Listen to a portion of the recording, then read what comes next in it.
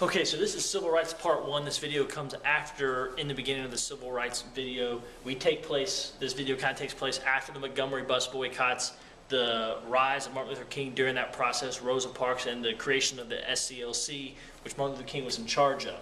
So many of the recent civil rights successes, like Montgomery bus boycotts, like the Brown-Topeka Board of Education ruling where we overturned separate but equal, with many of those being successful, many Southern whites responded with violence, insults, hatred, continued racism, and they began to form groups to prevent integration.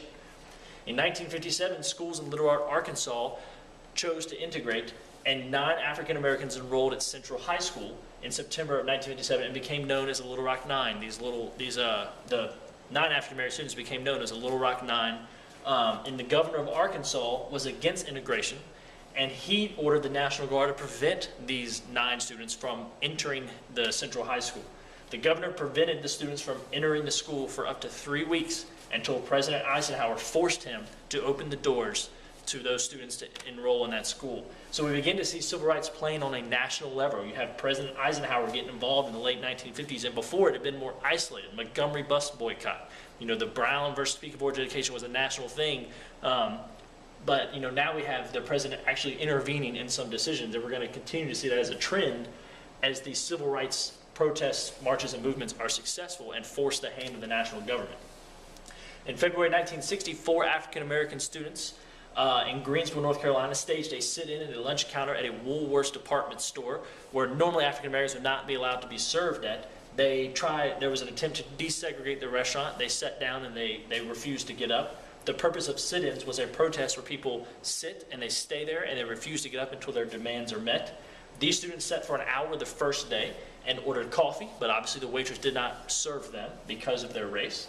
They came back each day that week, and they stayed a little bit longer and brought more protesters with them, and they were very successful as these sit-ins began to populate across the southern part of the nation. More and more sit-ins were held because it proved to be a very successful way, which we'll get to in a second. Segregationists, who were very much against the African Americans sitting at this counter, abused them, they threatened them, they spit on them, they poured chemicals on them, they burned them with cigarettes, anything they can to try to get them to stand up and leave the counter. Obviously did not work.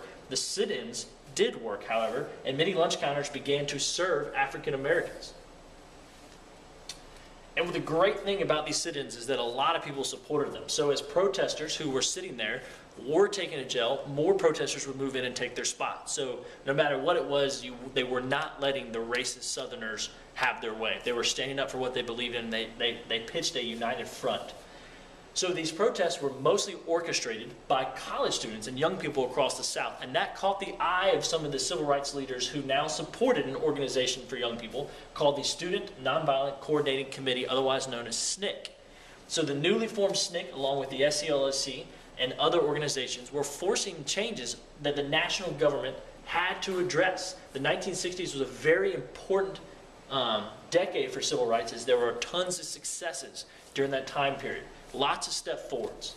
So in 1960, President Kennedy was elected president, and it was very close. He ran against a Republican, Richard Nixon, and he won by just a little bit amount.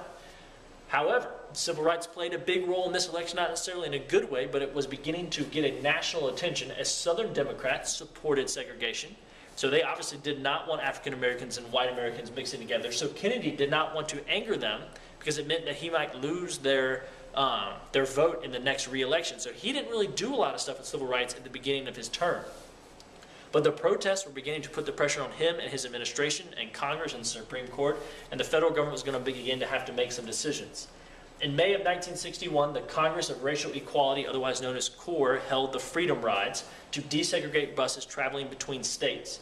Whites would sit in the back of the bus, African Americans sit in the front. When they would stop at facilities, African Americans try to use white-only restrooms or water fountains, whatever the case would be. They would be attacked. Both white and African American men and women would be attacked for doing this, but it was another peaceful protest as a way to saying that we need to integrate. There's no reason to have these separate facilities. It's unfair. It's not who America is. So President JFK sent federal marshals to protect the riders because they were suffering from so much violence, and the federal government eventually ordered that all interstate buses were to be integrated.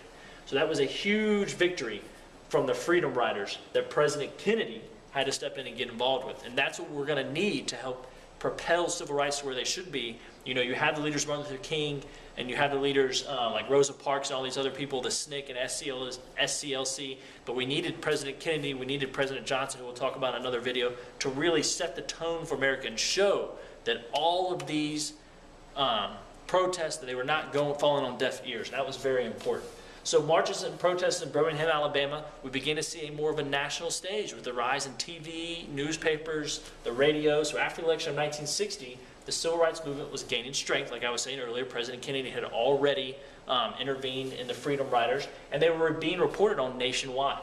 So African Americans in Birmingham, Alabama wanted to integrate public facilities. They wanted to gain better job opportunities, and they wanted to gain improved housing opportunities. Well, Martin Luther King Jr. and SCLC joined the Birmingham protest. The leaders of these protests knew that the city of Birmingham would use violence to prevent these protests. And if they were able to capture this footage on camera and the nation was able to see this violence, they knew that that would put the pressure on the national government to get some change and some positive change going on. So protests started in April of 1963, and Martin Luther King was arrested almost immediately. Almost immediately.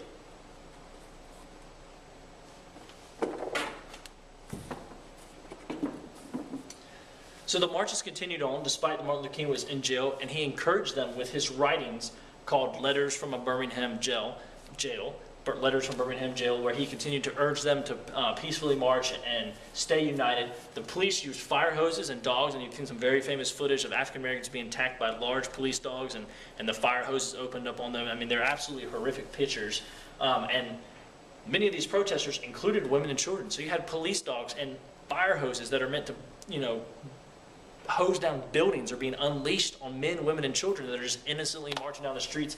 There are some very horrific pictures that came out of this, and people watched these events on TV. They read about it in the newspaper, they heard about it on the radio, and it began to be a very eye-opening experience for them. And so now civil rights was no longer centrally located in southern United States. It's an issue all over the country. It's an issue everywhere, and President Kennedy's going to have to face it, President Johnson is going to face it, Congress is going to make some decisions, and Martin Luther King and all their hard work and his leadership and the people that followed him are beginning to get nationally recognized. Soon after Birmingham's white leaders desegregated much of the city of Birmingham, you can now eat at all the lunch counters. They removed a bunch of segregation signs. They had to employ more African Americans downtown, so you had a lot of positive steps. So these are examples of more marches and protests and sit-ins that continually show how united African Americans were and how important it was for the United States to integrate everything. And not only integrate, but accept. You know, just because we're integrating doesn't make these issues any easier. You know, just because African Americans and white Americans are going to school together, they still had to resolve issues, and African Americans were working for that acceptance. And Martin Luther King was spearheading this, but there's tons of people that played such an important role in the civil rights movement.